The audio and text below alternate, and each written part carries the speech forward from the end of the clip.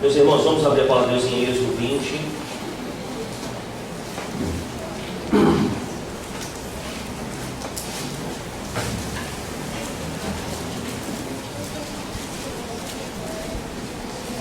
Eu vou fazer a leitura do texto, os irmãos, por favor, acompanhem.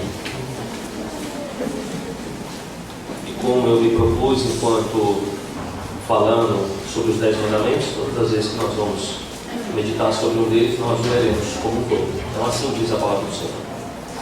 Então falou Deus todas estas palavras: Eu sou o Senhor teu Deus, que te tirei da terra do Egito, da casa da servidão. Não terás outros deuses diante de mim. Não farás para mim imagem de escultura, nem semelhança alguma do que há em cima dos céus, nem embaixo na terra, nem nas águas debaixo da terra. Não as adorarás, nem lhes darás culto, porque eu sou o Senhor teu Deus, Deus zeloso, que visita a iniquidade dos pais nos filhos até a 3ª e 4ª geração daqueles que me aborrecem. E faço misericórdia até 1000 gerações daqueles que me amam e guardam os meus mandamentos. Não tomarás o nome do Senhor teu Deus em vão, porque o Senhor não terá por inocente o que tomar o seu nome em vão. Lembra-te do dia de sábado para o santificar. 6 dias trabalharás e farás toda a tua obra, mas o 7º dia é o sábado do Senhor teu Deus. Não farás nenhum trabalho, nem tu, nem o teu filho, nem a tua filha, nem o teu servo, nem a tua serva, nem o teu animal, nem o forasteiro das tuas portas para dentro. Porque em 6 dias fez o Senhor os céus e a terra, o mar e tudo que neles há, e ao 7º dia descansou. Por isso o Senhor abençoou o dia de sábado e santificou. Honra a teu pai e tua mãe, para que se prolonguem os teus dias na terra que o Senhor teu Deus te dá. Não matarás, não adulterarás, não furtarás, não dirás falso testemunho contra o teu próximo, não cobiçarás a casa do teu próximo, não cobiçarás a mulher do teu próximo, nem o seu servo, nem a sua serva, nem o seu boi, nem o seu jumento, nem coisa alguma que pertença ao teu próximo. Amém. Amém. Vamos lá.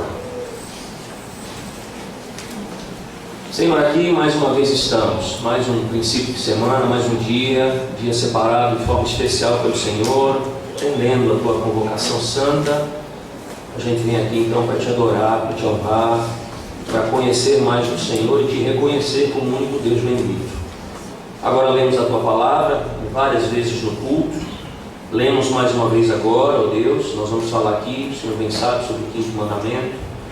Nos ajuda, Pai, a compreender o mandamento então e a vivê-lo de uma maneira, ó Deus, a que esse mandamento ele seja bem visível, bem claro, bem administrado na vida de cada um dos teus filhos. Corrige-nos, ó Deus, em nossas faltas, porque quando falamos da tua santa lei, há sempre um aspecto da transgressão da lei envolvida. E como tu bem sabes também, ó Deus, nós não conseguimos cumprir a tua lei de uma maneira total. Então, de alguma forma, quando falamos aqui sobre o 5º mandamento, nós também já violamos esse mandamento. Então, ó Deus, nos perdoa, nos instrui. Fala conosco, Senhor, nessa manhã, por amor de Cristo, em nome dele, é que oramos. Amém. Amém. 13 de março, última quarta-feira.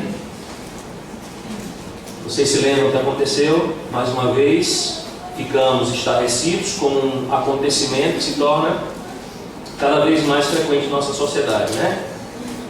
E aqui fazemos a lembrança ao ataque cruel, sanguinário, em uma escola na cidade de Suzano. Todos nós, porventura, talvez tenhamos acompanhado isso. É interessante que quando essas questões surgem, perguntas são levantadas, não é? Perguntas e ainda não tem resposta, não tiveram resposta. Por que aqueles jovens fizeram isso? Raiva, vingança, desejo de autoafirmação, envolvimento, como alguns dizem, com jogos violentos, isso os levou a praticar aquele crime. Outros levantam a questão dizendo, isso não poderia ter sido evitado. Então, como a sociedade deve interpretar, irmãos, tais atos tão indignos dos homens? Como a sociedade deve responder a isso? Como? Nós lemos aqui o texto de Êxodo capítulo 20, de forma especial nessa manhã, o verso 12. Essa é a 2ª tábua da lei, o 2º conjunto de mandamentos. Todos nós já sabemos que essa tábua, ela diz respeito à nossa relação com os nossos semelhantes. Mas quando falamos sobre a segunda tábua da lei, é necessário que tenhamos em mente, não é, acerca desses deveres, que as nossas relações com os nossos semelhantes, elas são uma expressão, em primeiro lugar, da nossa relação com quem? Com Deus. Perceba que nós vemos evidências dentro de todos os mandamentos, evidências desse tipo, da continuidade, irmãos, que existe entre realmente amar a Deus em primeiro lugar e, consequentemente, amar quem? O próximo. João já nos diz, por exemplo, se você não pode amar a Deus, você não pode amar a Deus se você não amar a quem? O seu próximo. Então há uma conexão inseparável em nossos deveres para com os homens e o nosso amor para com Deus. E essa relação correta com o homem, ela flui da relação correta com Deus, irmãos. E isso fica evidente também no mandamento que nós vamos estudar hoje. E aqui está posto diante de nós o quinto mandamento, a segunda tábua da lei. E esses mandamentos com referência principalmente aos nossos semelhantes. Então o mandamento diz lá: honra o teu pai e a tua mãe, para que teus dias se prolonguem na terra que o Senhor teu Deus te dá. Veja, nós vivemos, irmãos, em uma cultura que não gosta de autoridade. Já perceberam isso? Ela não se importa, ela não dá o devido valor à autoridade. E talvez você tenha que lidar com isso, você esteja lidando com isso agora. Nós também vivemos, irmãos, em uma cultura que não tem uma alta consideração por aqueles que são mais velhos, pelos idosos. Na verdade, a nossa cultura ela está muito interessada, não é? Na chamada eterna juventude. Tanto é que você vê hoje que uma das coisas que mais crescem em nossa sociedade, mais crescem por aí, tirando igreja e bar, é a academia. E não é evidentemente errado a gente cuidar do corpo, né? E praticar uma academia. Mas ali nós vemos o foco exatamente aí. As pessoas, elas fazem de tudo para considerarem a sua juventude, e muitas delas entram em crise quando os anos vão passando. Então nós gastamos muito tempo, nós trabalhamos muito duro, irmãos, para sermos eternamente jovens, e nós não olhamos com muito prazer, porventura, quando nos chegam àquela idade em que os nossos cabelos começam a ficar o quê? Grisalhos. Se bem que cabelo grisalho está na moda. Existem outras tantas culturas, irmãos, em que a idade é extremamente valorizada. Mas a autoridade, mais especificamente olhando para o mandamento, a autoridade dos pais, ela é totalmente o quê? Desconsiderada. E cada vez mais nós vemos isso, irmãos, na nossa vida, na realidade de jovens, que inclusive hoje estão processando seus pais por questões disciplinares e até mesmo porque os pais estão exercendo a autoridade no lar. Então perceba que nós temos e vivenciamos crises que estão nos afetando com relação e que dizem respeito a esse mandamento. Eu me lembro aqui que quando eu fazia seminário, nós tivemos um seminarista que fez com que a esposa processasse o pai dela, porque ela queria o direito à sua herança antes do pai morrer. E hoje em dia é mais frequente isso, né? Os filhos não estão nem esperando os pais morrerem, eles já querem colocar a mão na herança dos pais. Irmãos, que coisa terrível! Mas talvez você seja alguém aqui nessa manhã que pergunta: mas pastor, por que é que nós precisamos estudar esse mandamento? Porque essa ordem para nós do quinto mandamento, ela parece uma ordem muito instintiva. Ou seja, ela por si só já faz parte da nossa própria natureza. E talvez você seja alguém que diga nessa manhã: mas é claro que eu honro o meu pai e minha mãe. Então por que esse mandamento ele deveria me trazer um impacto de forma particular? Nós, irmãos, parecemos ter resistido à tempestade da nossa cultura sobre isso. Mas veja, no entanto, em nossos próprios dias, em nosso próprio tempo, há um ataque precedente, ou ataques precedentes à família, à autoridade em nossa cultura. E é por essa razão que nós precisamos compreender e nos lembrarmos mais uma vez do quinto mandamento. Então eu queria que você visse hoje comigo, em primeiro lugar, acerca do quinto mandamento, que é dado aqui em Êxodo 20, as primeiras palavras que são citadas a partir do verso 12. E eu queria que você visse não apenas o fato de que o próprio Deus estabelece a honra aos pais, mas que Ele também nos fala sobre uma promessa ligada a esse mandamento. Perceba que quando nós olhamos para esse mandamento, eu queria que você olhasse comigo aquilo que diz referência ao lado positivo, mas também ao lado negativo desse mandamento. Eu quero nessa manhã também ilustrar no Novo Testamento, nós lemos aqui Mateus 15, que é uma boa ilustração de como o próprio Jesus Cristo lidar com esse mandamento, de como porventura os apóstolos lidam e aplicaram esse mandamento à vida cristã. E então eu quero falar sobre algumas circunstâncias específicas nas quais nós podemos certamente requerer atenção especial quando nós aplicamos esse mandamento ao nosso momento, ao nosso próprio tempo. Então, em primeiro lugar, veja que esse mandamento, irmãos, ele é colocado na lista das nossas responsabilidades, o quê? Horizontais. Olha o mandamento comigo. Nossas responsabilidades são verticais, elas de forma ordenada, elas são dirigidas a quem? A Deus, a Ele. Mas é interessante quando o próprio Deus começa a expressar as nossas responsabilidades horizontais. As nossas responsabilidades em nossas relações humanas, de uns com os outros. E a primeira coisa que Deus diz no mandamento é o quê? Honra teu pai e a tua mãe. Em segundo, é interessante, veja que se nós fôssemos aqui em frente e nós continuássemos lendo todo o escopo de leis até o capítulo 24 do livro de Êxodo, nós descobriríamos que Deus atribui a mesma penalidade de desobediência dos pais àquilo que Ele fala porventura sobre a blasfêmia, sobre a idolatria, sobre a adoração de falsos deuses. E perceba que quando Deus fala na continuidade desses mandamentos, Ele vai falar que blasfêmia, idolatria e adoração a falsos deuses. E também no caso que se refere à desobediência aos pais, a penalidade dada por Moisés aqui é o que? A morte. Ele coloca no mesmo patamar, no mesmo status de gravidade. E por que Deus faz isso? Porque Deus está destacando a importância do quinto mandamento. Em terceiro, veja que esse mandamento ele flui, ele está intimamente ligado ao que é dito nos 4 primeiros mandamentos. Os 4 primeiros mandamentos ensinam basicamente o que, irmãos? Adore somente a quem? A Deus. Reverencie somente a quem? A Deus. Ele é o único Deus. Ele é o Deus Todo-Poderoso, Criador de todas as coisas, digno de toda adoração. Ele é. E aí nós temos então o quinto mandamento. E é interessante, qual é a primeira palavra que Deus ordena no quinto mandamento? Reverencie os seus pais. Eu pergunto, não é fascinante que ele possa passar 4 mandamentos, e especialmente os 2 primeiros mandamentos, reivindicando para si mesmo o direito exclusivo que ele tem da nossa reverência e adoração, e aí quando ele chega no primeiro mandamento, da segunda tábua, o quinto mandamento, da sua própria boca, ele diz para nós assim: reverencie seu pai e sua mãe.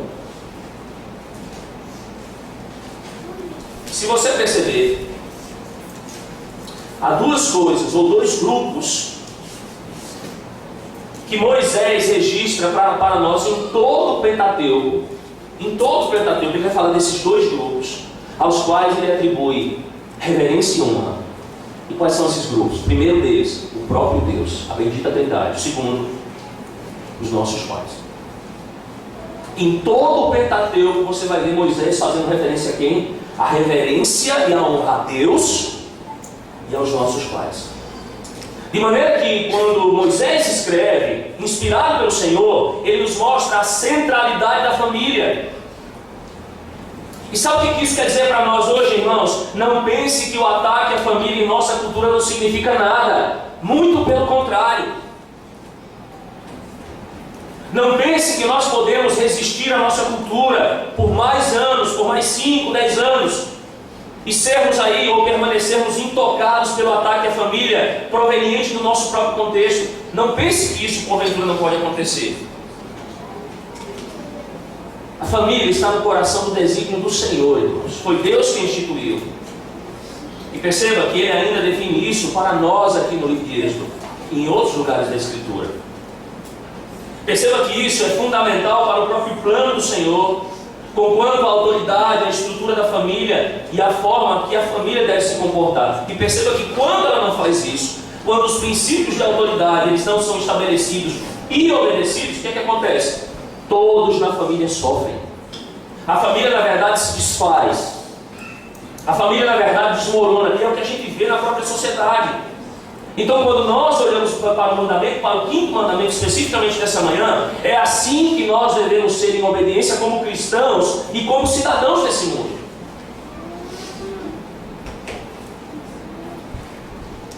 Nós temos uma reviravolta dos últimos 20 anos para cá. Uma reviravolta sem precedentes no mundo, irmãos. Então é apropriado, e é interessante quando a gente olha para os 10 mandamentos, em que o Senhor tenha um mandamento, um modelo fundamental, que nos dirija e nos faça olhar a centralidade da família. Mas eu quero que você perceba comigo também os dois lados desse mandamento. Esse mandamento, por um lado, ele nos chama a reverenciar, a honrar, a respeitar e obedecer os nossos pais. E essa ordem está nos chamando para um devido respeito para a autoridade dos nossos pais. Em Colossenses, o que é que o apóstolo Paulo disse? Filhos, sejam obedientes aos seus pais em todas as coisas. Ele vai dizer por quê? Isso é agradável ao Senhor. Em Efésios capítulo 6, ele repete essa mesma perspectiva, esse mesmo ensino, dizendo: filhos, obedeçam aos seus pais no Senhor, porque isso é certo, é isso que é o correto. Isso é digno. Então o que é que Paulo nos diz nesses dois textos? Ele pede uma resposta positiva à autoridade que os pais têm sobre os filhos. Ele pede que a postura dos filhos seja a postura que Deus deseja deles em relação aos seus pais, à autoridade dos seus pais. Agora veja, esse mandamento, e eu quero salientar isso, não se refere apenas àquelas crianças, não se refere a vocês que são adolescentes, ou aqueles que ainda vivem debaixo do sustento do seu pai, ou da casa e do teto do seu pai. Mas inclusive aqueles filhos já adultos, que agora estão numa posição realmente de fazer o quê? Ajudar os seus pais, honrar os seus pais, ajudando os seus pais em suas necessidades. E por que é importante salientar isso? Porque às vezes, quando os filhos saem de casa e se casam, eles acham que agora não devem mais o quê? Respeito aos pais. Não, agora eu tenho a minha família, eu sou o cabeça da minha casa.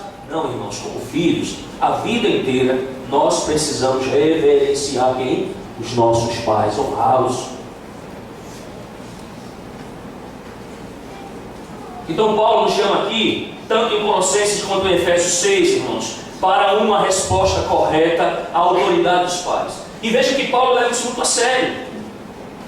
E veja que ele traz outros dois exemplos, em Romanos 1 e em 2 Timóteo capítulo 3, que é o último livro que Paulo escreve. Ele indica que a desobediência aos pais como um exemplo por excelência do pecado e de uma sociedade desmoronada. Quando ele fala, sobre pessoas sendo amantes do dinheiro, quando Paulo cita nesses textos amantes de si mesmas, pessoas que estão alienadas em suas afeições de uma para com as outras, e ele diz, pessoas também que são o quê? Desobedientes aos pais. E por quê? Porque para Paulo, irmão, uma pessoa que viola o quinto mandamento, ou seja, a autoridade dos pais, uma pessoa que faz isso, é uma pessoa que é capaz do erro espiritual mais drástico, e que leva talvez a um grave perigo espiritual. Paulo identifica isso.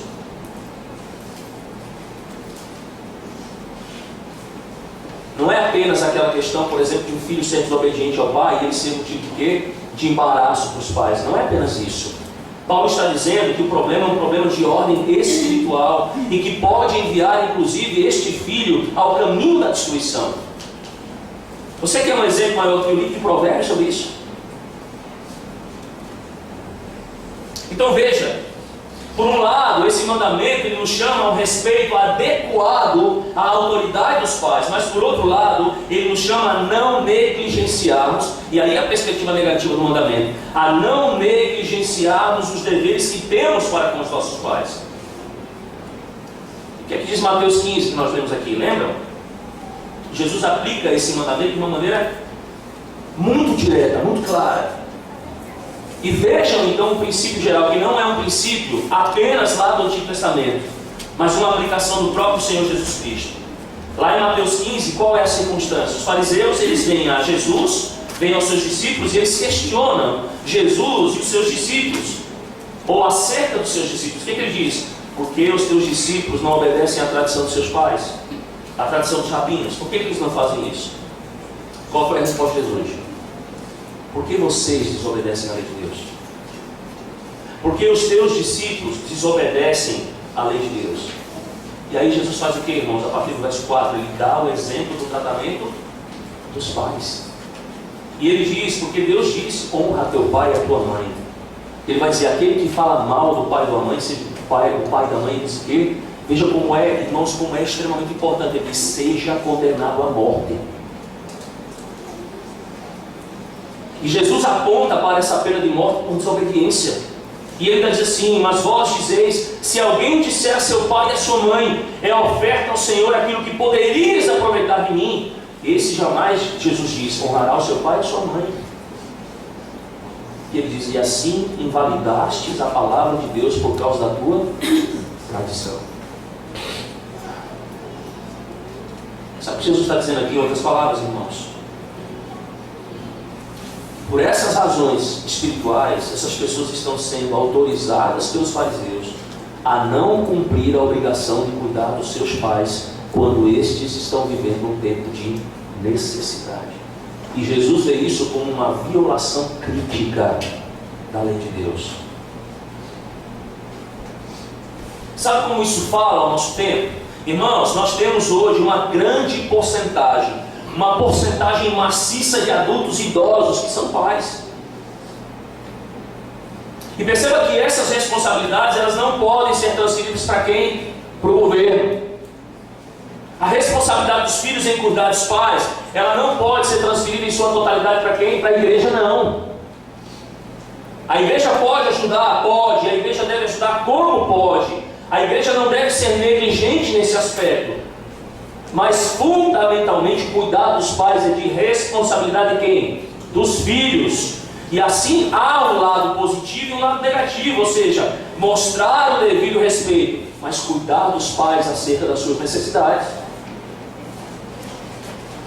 Você quer ver essa realidade de forma muito prática? Alguns às vezes aqui conversaram já comigo dizendo assim, pastor, o que a gente pode fazer no dia do Senhor? Para guardar o dia do Senhor de uma maneira mais perfeita, para a gente não passar a tarde todo dia dormindo. Vá a um asilo. Vá lá a um asilo. E veja do que os filhos são capazes. Eu falo isso com propriedade, porque eu já fui algumas vezes. Pais abandonados. Pais lá, envelhecendo, com saudade dos seus filhos, chorando o tempo inteiro, magoados com seus filhos. Pais como um dos quais eu conheci lá, que o seu filho deixou lá, depois de 3 anos, nunca havia feito uma visita ao seu pai, o esqueceu ali.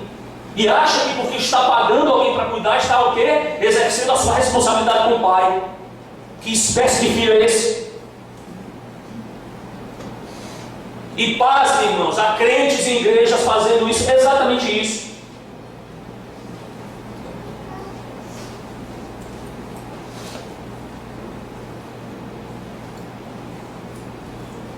É assim que mostramos o nosso respeito.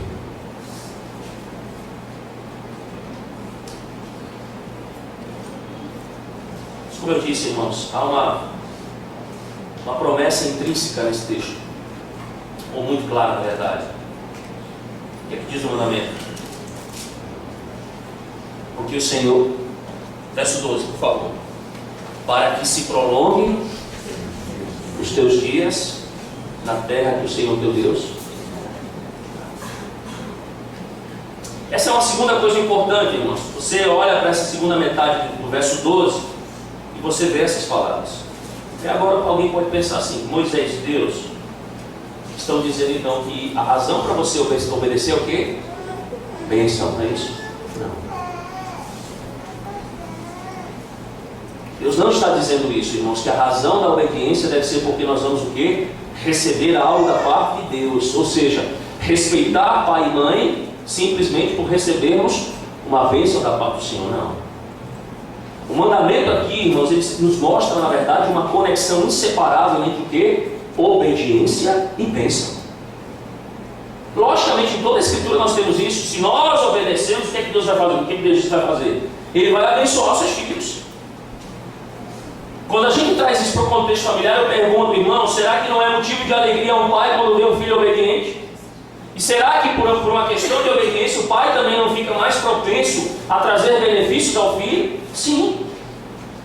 Então há uma conexão inseparável, irmãos. Há uma conexão certamente entre essas duas coisas, que nos mostra então que a obediência, ela certamente em relação à lei de Deus, ela faz com que o Senhor certamente, uma vez que caminhamos nesse caminho de obediência, nos traga também, nos leve também ao caminho de bênçãos.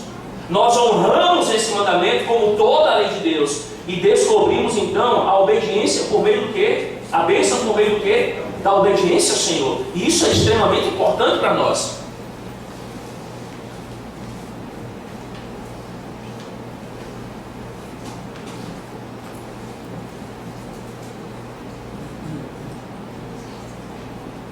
Quando somos obedientes, irmãos, quando obedecemos a esse elaborado comando específico do Senhor,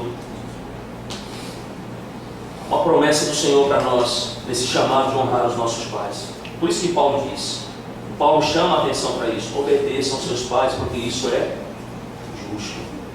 E ele vai dizer: honra teu pai e tua mãe, porque esse é o primeiro mandamento com promessa.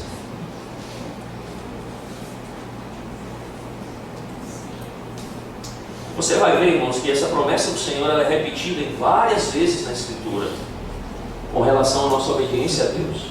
Por exemplo, se a gente continuar a leitura do livro de Êxodo, nós temos esse mesmo padrão não apenas ligado ao quinto mandamento, mas nós temos esse padrão ligado, por exemplo, ao mandamento de obedecer à guarda do dia do Senhor. E quando nós obedecemos à guarda do dia do Senhor, nós também somos o quê? Abençoados. Assim como Ele ordenou, nós também somos o quê? Abençoados. Então, nós chegamos à conclusão, quando falamos sobre a promessa do Senhor, é que a obediência anda de mãos dadas com a bênção do Senhor, e o Senhor é fiel para nos abençoar. Agora veja, nós não temos aqui, irmãos, muito tempo, porque o quinto mandamento ele é extremamente amplo. As discussões aqui poderiam ser muito grandes. Se nós fôssemos empreender aqui no estudo do Antigo Testamento e do Novo, nós vamos descobrir, irmãos, que essa ordem se aplica não somente, por exemplo, à nossa autoridade com os pais, mas àqueles que são maiores, às autoridades superiores a nós, aqueles que têm mais idade. Mais uma vez eu cito aqui Efésios 5, Paulo diz em Efésios 5, Paulo está inclusive preocupado com a relação dos cristãos que são mais novos, com aqueles cristãos que são o quê? Mais velhos na igreja. E Paulo vai mostrar então que esses homens que são mais velhos na igreja precisam ser tratados pelos mais novos com o quê? Com respeito, com deferência. Em Romanos capítulo 13, Paulo mostra também o nosso relacionamento com quem? De autoridade, de obediência à autoridade, com as autoridades civis e governamentais. Nós precisamos obedecê-las. E é interessante, irmãos, o desrespeito que nós verificamos com quanto às nossas eleições presidenciais. Eu fiquei chocado assistindo uma vez um momento no Congresso, quando a bancada evangélica, falando evidentemente sobre a cassação de Dilma, a maneira como a bancada evangélica, que supostamente nos representa, tratou a ex-presidente da República. Vocês lembram como? Tchau. Tchau, querida.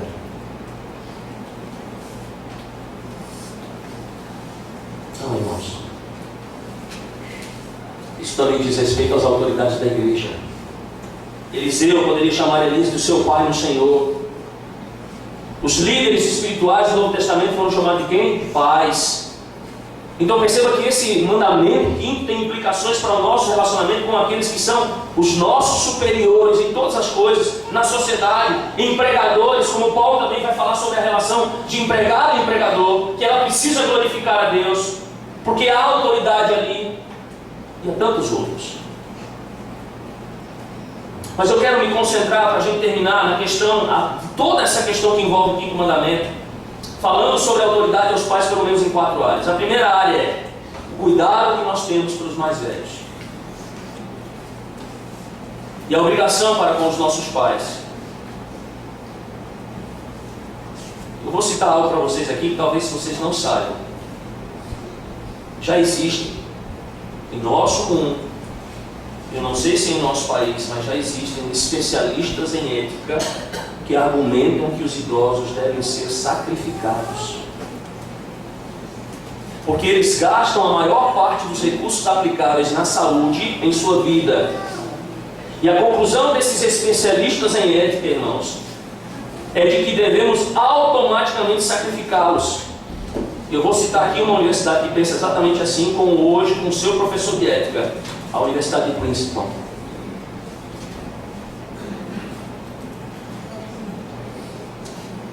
Percebe? Nossa sociedade, ela não faz o quê?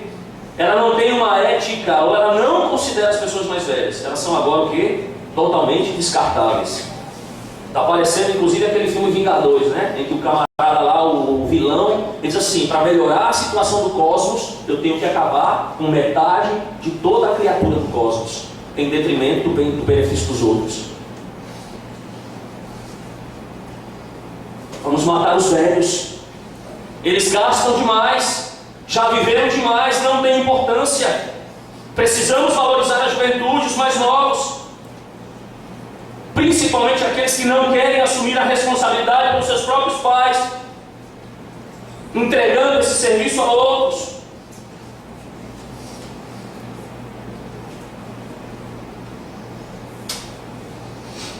Não existe ladainha espiritual nesse caso, irmãos. Não existe desculpa.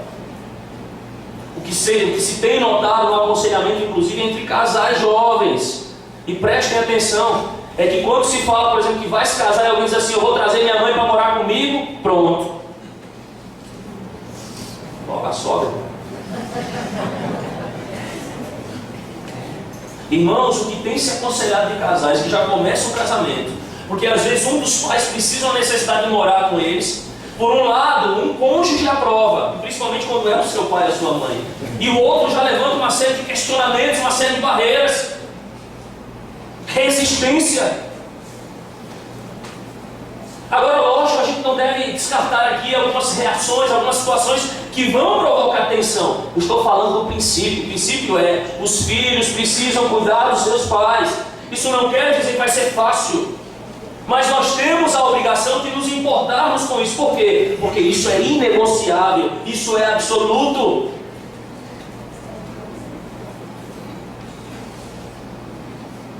Então você não deve discutir sobre o princípio. Nós temos uma obrigação e precisamos entender isso. Mas a segunda coisa, eu também quero abordar a questão de como os pais se relacionam com os filhos. Eu já fui questionado sobre isso aqui na igreja. E na nossa sociedade nós vemos cada vez mais os pais relacionarem-se com seus filhos como iguais. Tem filho que não chama mais o pai de pai. E aí, cara? E aí, Pedro?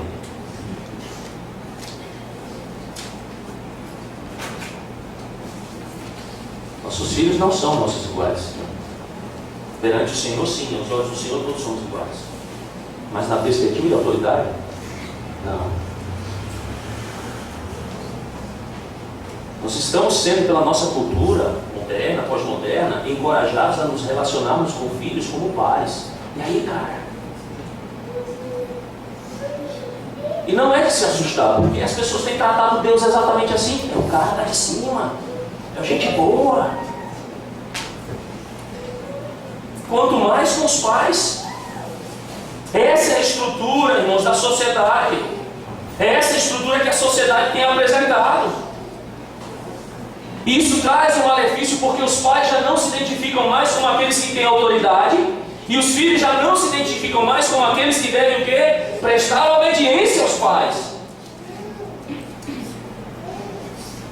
E vejam que isso traz uma condição horrível para a família. Irmãos, há famílias cristãs em que a pessoa que determina como a família vai viver é uma criança.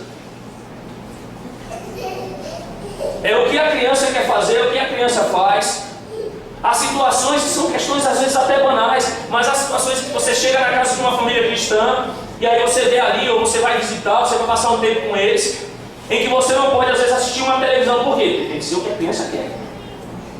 É porque não, aquele horário é o horário da criança. Não, aqui dali é o filho que determina. Cadê a autoridade dos pais? Que não sabem mais dizer não. Tudo é sim, sim, faça sim, você já tem maturidade para fazer isso. Há quem diga, irmãos, e defenda que jovens menores de idade que não têm maturidade deveriam até esperar para fazer o vestibular e ir para a faculdade, porque meninos de 16 anos ainda não têm batido, não têm enraizado em seu coração definitivamente aquilo que de fato eles querem ser na vida. Então há alguns que defendem inclusive o seguinte: olha, o meu filho, quando ele terminar a faculdade com seus 15, 16 anos, porque muitos terminam hoje muito novos, meu filho vai trabalhar. Vou colocar ele para trabalhar, para ganhar experiência, para viver. E aí sim ele vai entender de fato o que foi que Deus, o que é que Deus deseja dele. É por isso que nós temos, irmãos, por falta de instrução e autoridade dos pais, filhos que estão aí trocando de universidade o tempo inteiro. Eu quero isso, eu quero aquilo, não sabem na verdade o que querem. Ou quando os pais dizem: meu filho, faça determinada coisa, observe determinado princípio, os filhos não querem ouvir.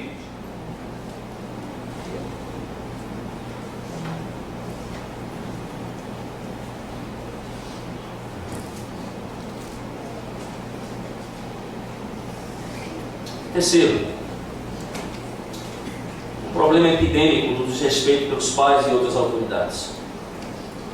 Então não é incomum que pessoas muito jovens em nossa sociedade não sejam o quê? Desrespeitosas em suas palavras e em suas ações com seus pais, com professores e com outros. Porque a gente estava numa reunião da SAF, na casa da irmã Zaira, né? E a gente viu a preocupação diante do que aconteceu em Suzano com senhoras aqui da igreja que são professoras e que já não sabem o que esperar dentro de uma escola, dentro de uma sala de aula. E deixa eu ilustrar isso para você. Um certo cristão, ele lembra que na escola secundária ele recebeu o privilégio de participar de uma escola, de uma turma de artes. Eu nem sei se as escolas têm mais essa turma de artes, né? Mas na minha época eu estudei num colégio católico, tinha uma freira que ela tinha uma aula de artes e era espetacular, né? Eu aprendi a fazer pintura, aprendi a fazer jarro decorado. A gente ocupava um tempo com coisa boa naquela época, né? Não era só com... Mas enfim, foram para essa aula, fizeram lá blocos de gravura, cerâmica, pintaram, e aí o professor olhou, ele relata que o professor olhou e diz assim: rapaz, esses 3 jovens aqui são jovens excepcionais. Então eu vou fazer o seguinte, eu vou pegar o resto da turma e vou dar o que é comum para a turma, mas para vocês 3 eu vou colocar vocês numa turma especial. E aí eles ficaram extremamente, né, contentes com isso. Aí o professor começou essa turma especial com esses jovens. E aí disseram que lá pela 3ª semana eles já estavam meio do quê? Gostou. Aí disse: rapaz, vamos jogar baralho? E aí o professor deixava ele sozinho na turma, né? De vez em quando ia lá. Eles começaram a jogar baralho. O professor chegava e descobriu o baralho. O professor saía e jogava baralho. Um dia o professor chegou de supetão, pegou de jogando baralho. Tomou o baralho e disse para ele o seguinte: olha, eu vou te devolver o baralho, mas só se a sua mãe vier falar comigo. Ele disse que no final do dia a mãe foi. E quando a mãe chegou lá e tomou conhecimento de tudo aquilo que tinha acontecido, a primeira coisa que ela virou para o professor e disse assim: o senhor não vai devolver o baralho. O senhor pode queimar, o senhor pode levar para casa e jogar, mas o baralho o senhor não vai queimar, ou não vai entregar de volta. E aí ele conta então que isso foi uma lição extremamente importante para ele. Por quê? Porque a mãe, diferente de muitos pais hoje na escola, defenderam a autoridade de quem? Do professor. E a mãe o ensinou a cultivar a autoridade e respeito. Por quê? Obediência pela autoridade do seu professor. Ela ensinou essa lição a esse jovem. E a mesma lição que o Senhor nos ensina, cultiva esse respeito. Porque, como Paulo disse em 2 Timóteo capítulo 3, o desrespeito à autoridade dos pais não é apenas um problema de ordem moral, irmãos. Não é. Ele não é apenas um problema de socialização, como alguns dizem. O problema é um problema de ordem espiritual profunda.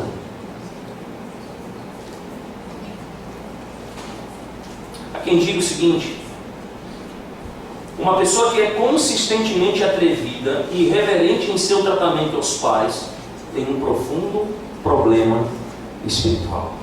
Uma pessoa que pode, sem o menor escrúpulo de consciência, desobedecer aos pais tem um profundo problema espiritual a ser tratado. Então não é apenas um problema de socialização, é um problema da alma. Mas você diz: pastor, mas tem exceções. Por último, É justamente aí que a gente sempre quer fugir quando a gente fala sobre a lei de Deus. Existem exceções. E há circunstâncias, irmãos, em que você tem situações difíceis. Por exemplo, pais que lidam com seus filhos de uma maneira errada. Mas antes que você pense nas exceções, e aí você deve se lembrar que uma questão essencial do farisaísmo qual é? Onde é que a lei de Deus não se aplica? Ou onde está a lacuna na lei de Deus? Ou quando é que eu não tenho que fazer o que Deus disse na palavra, pastor? Por isso eu digo, não seja rápido demais na busca ou executar exceções. Existem exceções? Existem. Por exemplo, existem pais abusivos? Existem. Há pais que pedem para que vocês façam coisas que porventura simplesmente vão de encontro aos mandamentos do Senhor. Há pais que fazem exatamente isso. Eles podem, inclusive, ter sido extraordinariamente negligentes e incompetentes na educação de vocês, sim. Eles podem, de um jeito ou de outro, terem, de fato, não obedecido os mandamentos da lei de Deus. Mas a pergunta é, como é que você lida com essa questão de uma maneira respeitosa? Como é que, em relação ao seu pai que não é crente, por exemplo, você lidar com ele de uma maneira respeitosa e você obedece esse mandamento e não transgride? E aqui eu poderia dizer várias coisas, irmãos, muitas delas, mas eu vou me ater a apenas uma para a gente concluir. E prestem bastante atenção, por favor. Não pense que o fracasso total do seu pai para se relacionar com você corretamente, como o Senhor ordena em sua palavra, te isenta da obrigação da sua parte nesse mandamento.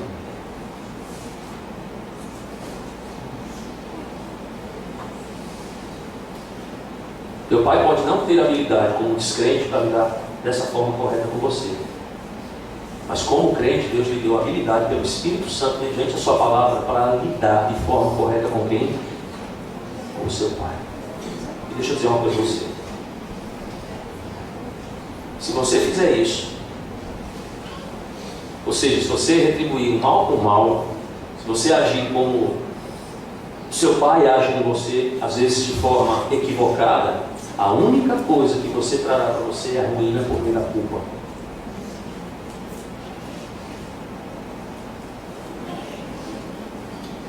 Nas exceções, muitas vezes nós dizemos assim, mas pastor, eles não me educaram de forma correta, eles não lidam comigo de uma forma correta, então o que eu vou fazer? Eu vou retribuir, eu também não vou lidar com eles de forma correta. E eu vou dizer novamente, você será arruinado pela culpa. E eu falo com conhecimento de causa, irmãos.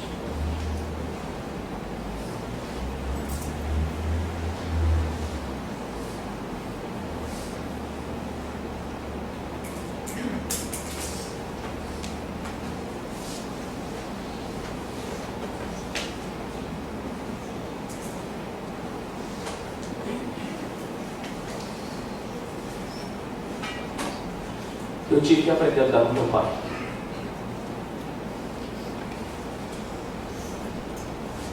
Biblicamente falando. Eu também não estive isento a isso. Eu tive que aprender. E hoje eu tenho paz. Mas sabe de uma coisa? O tempo perdido não volta.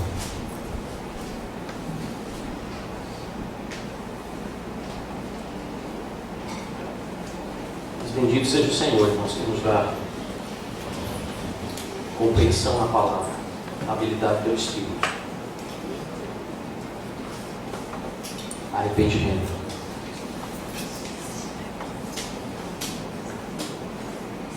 E sabe qual é o maior exemplo disso, irmão? Não sou eu. É Cristo. Você vai bem se lembrar de Jesus em seus anos de maioridade, em seu ministério, inclusive. Teve que lidar com a sua família. Pensaram que Jesus era o quê? Louco. Jesus, ele teve que lidar, irmãos, com situações difíceis com seus pais. Homens falíveis, um homem falível, uma mulher falível. Mas lembre-se que Cristo fez o quê? Ele seguiu o caminho correto.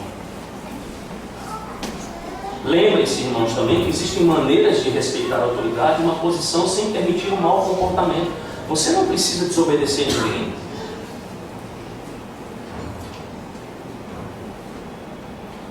E essas são coisas difíceis da gente trabalhar em conselho, de uns para com os outros. Difícil. As questões de honra ao pai, irmãos, são questões de ordem, muitas vezes para as pessoas, de ordem antiquada, desatualizadas e não oportunas para o nosso dia. Mas deixa eu dizer uma coisa, voltando ao princípio. Se aquilo que nós dizemos aqui nessa manhã fosse obedecido pelos homens, e aqui a resposta ao que a sociedade quer, a tragédia lá teria sido evitada.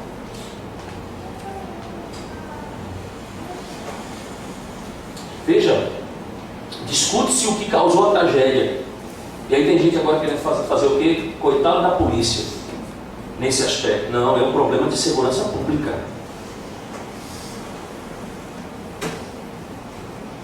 Não, são as pessoas que vendem aí esses jogos de violência. E aqui uma recomendação, jovens, irmãos, gastem tempo com as coisas do Senhor. Nós temos pastores incentivando jovens em igreja a jogar jogos violentos. Esses pastores deveriam sair a evangelizar, sair das portas da igreja para evangelizar o povo. Não está incentivando o jovem a jogar joguinho de violência, não. E nem a gente está simplesmente se regozijando e se alegrando em coisas como se a gente estivesse matando uma pessoa. Matar pessoas traz prazer. Não, pastor, não é só um jogo, não, irmãos. Isso muitas vezes traz a evidência daquilo que está em nosso coração. E temos que entender que todos nós somos potencialmente capazes de fazer exatamente aquilo que aqueles jovens fizeram. Mas nós somos refreados como crentes pelo Espírito do Senhor.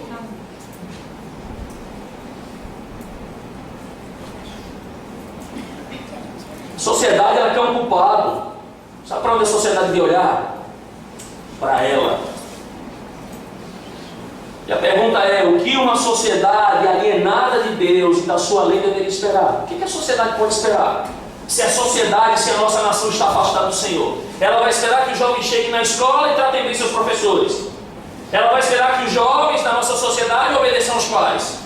Ela vai esperar que os jovens se rendam à autoridade dos pais. Não! Numa sociedade como a nossa, e aqui eu pontuo tranquilamente, não foi nem a primeira e nem a última vez que nós vimos isso acontecer. E vai voltar a acontecer. Seja aqui, seja lá na Nova Zelândia, vai voltar a acontecer, porque a nossa sociedade ainda não compreendeu que ela está alienada de Deus, separada do Senhor, separada da santa lei do Senhor. Então tragédias como essa vão continuar sucedendo-se. E a pergunta é, existe uma saída? Tem. E nós já descrevemos o problema nessa manhã. Desrespeito por Deus e pelo próximo. Filhos criados sem Deus, irmãos, são filhos entregues ao seu próprio pecado. E consequentemente nós os colocamos facilmente nas mãos de Satanás. Então qual é a saída, irmãos? Cristo. Amém? Amém. Cristo, irmãos. Cristo é aquele que capacita a viver de uma maneira santa, obediente. Veja, nós não temos apenas o seu mandamento, como estamos estudando essa manhã. Nós temos o exemplo de Cristo. E perceba que isso não é algo que se adquire se preparando um treinamento de ordem moral ou aqueles planos de conscientização da sociedade. Não, irmãos. Porque o fim principal não é o homem. O fim principal é a glória de Deus. Como nós vemos a glória da reverência nos 4 mandamentos, e como nós vemos a glória da reverência a Deus em primeiro lugar, também no 5º mandamento, e consequentemente aos pais. O fim não é o homem, o fim é o quê? Deus. Então o que a gente precisa? Da graça do Senhor Jesus Cristo.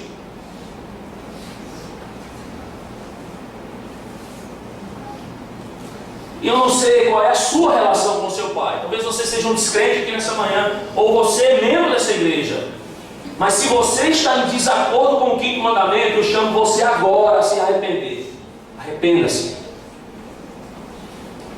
Se você tem sido um filho desobediente, peça perdão ao seu pai. Você é crente, essa é a única postura que se espera de você. Se arrependa, peça perdão e mude a sua atitude. Mude, porque você está em desacordo com a palavra de Deus. Como eu disse, a sua resposta a isso tudo, irmãos, a sua luta nessa área é aproveitar a Deus, o conhecimento que você tem de Deus, é aproveitar a ação do Espírito Santo. Nós cremos que está aqui e em cada crente. É vivenciar aquilo que Cristo fez por nós em seu sacrifício na cruz do Calvário, nos tirando do pecado, como Ele mesmo diz, que em Jesus Cristo nós agora somos o quê? Uma nova criatura. Nós temos a mente de Cristo, nós vivenciamos o padrão de Deus em nossa vida. Isso muda o nosso caráter e a nossa perspectiva diante das autoridades. Então, meu irmão e minha irmã, obedeça esse mandamento, por meio de Cristo.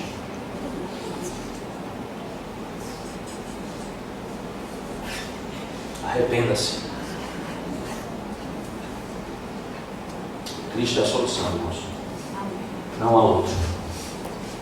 Nós podemos gastar milhões, bilhões de reais investindo em segurança pública e outras tantas coisas, mas isso não vai resolver nada.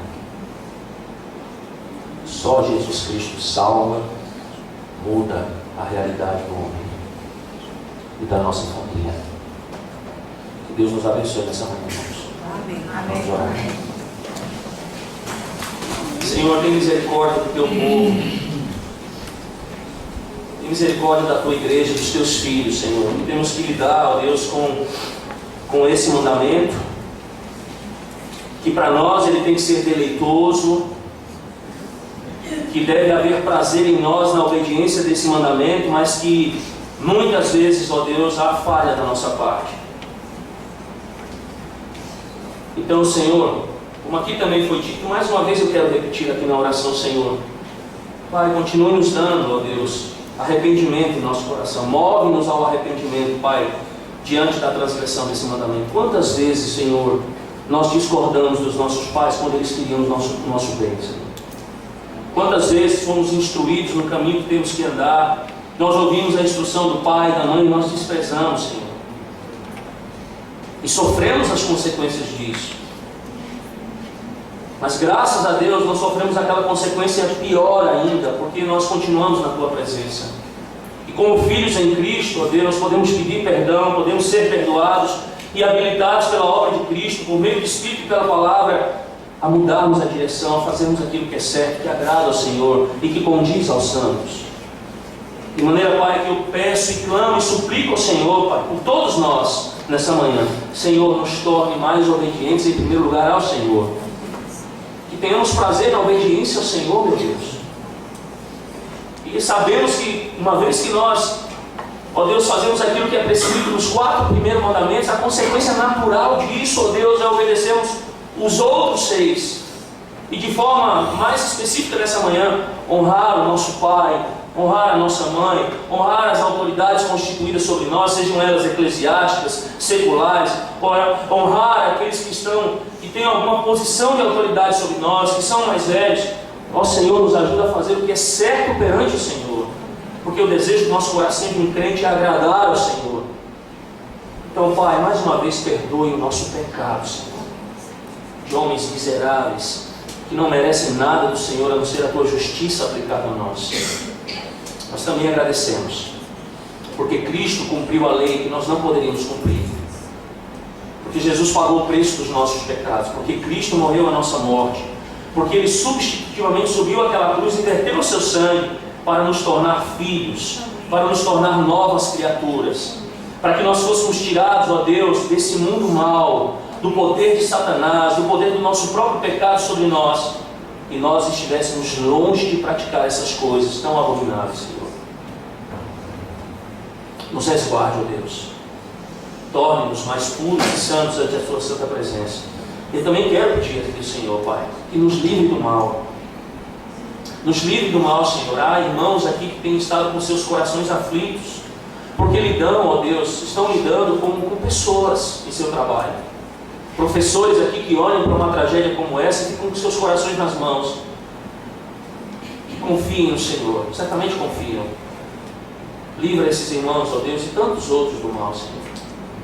E aqui também, querido, quero orar nesse instante, ó Deus, conforte o coração daqueles familiares, ó Deus, que perderam, ó Deus, seus filhos.